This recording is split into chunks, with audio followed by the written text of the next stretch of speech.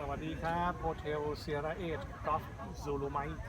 นะครับเจสโนเดลต้าจูเลียตยูนิฟอร์มก็ผ่านดีพิเตอร์รับในค่า9เลยนะครับ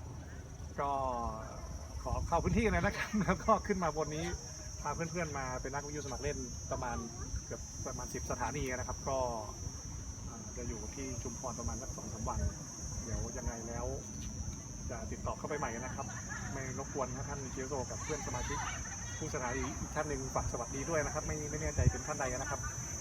เชสเซตกอล์ฟซูลูไมค์เชสโนเดลต้าจูเลียตยูนิฟอร์มครับครับผมยังไงก็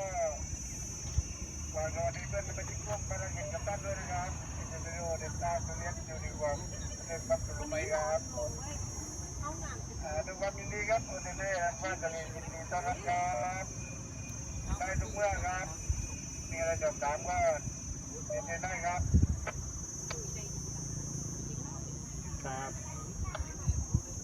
ครับผมขอบคุณมากเลยครับโคเชลเซียร์เอ็ดกอล์ฟซูลูไมค์เจสโนเดลต้าจูเลียตยูนิฟอร์มก็มาทักทายแล้วเดี๋ยวโอกาสหน้าเดี๋ยวติดต่อเข้าไปใหม่นะครับไม่รบกวนท่านสนทนากับเพื่อนสมาชิกกันนะครับขอให้โชคดีมีความสุขนะครับเดี๋ยวผมติดต่อเข้าใหม่ช่วงนี้73กันนะครับเดี๋ยวเดินทางต่อขอบคุณครับโฮเทลเซียร์เอ็ดกอล์ฟซูลูไมค์เจสโนเดลต้าจูเลียตยูนิฟอร์มรับสัญญาณจากรีพิเตอร์ QK5 S มิเตอร์ 9บนเครื่องมือถือนะครับผมใช้ ID 51ใส่กับสไลด์บนยอดเขามาซีนะครับขอบคุณครับ73ครับขอบคุณมากครับ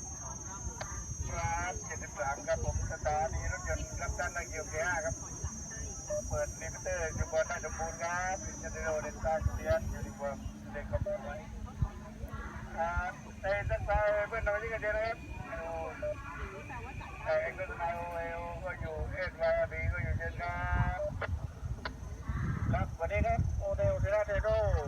เดลต้าจูเลียตยูนิฟอร์มเดลเรียจิงกี้โรเมโอบาบ้าครับสถานีรถยนต์อ้อยเมืองชุมพรครับ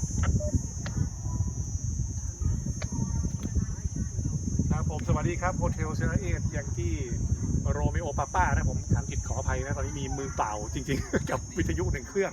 กับสายการสไลด์1 อันนะครับเลยต้องจำมานะครับโฮเทลเซราเอทยังกี้โรเมโอปาป้า59นะครับผ่านรีพิเตอร์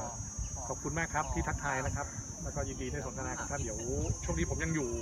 ชุมพรสัก2-3 วันเดี๋ยวมีโอกาสติดต่อเข้าไปที่รีพิเตอร์นี้ใหม่นะครับทักทายกับเพื่อนๆขอบคุณมากเลยครับไม่รบกวนการสนทนากับเพื่อนทุกท่านแล้วนะครับยินดีมากนะที่ได้มาพื้นที่จังหวัดชุมพรนะครับแล้วก็ผ่านมาใกล้เคียงหลายจังหวัดขอบคุณมากครับเดี๋ยวติดต่อเข้าไปใหม่นะครับช่วงนี้เดี๋ยวเดินทางต่อครับขอบคุณมากครับเอเจนซิโนเดลต้าจูเนียร์ยูนิฟอร์ม73และสแตนบายครับ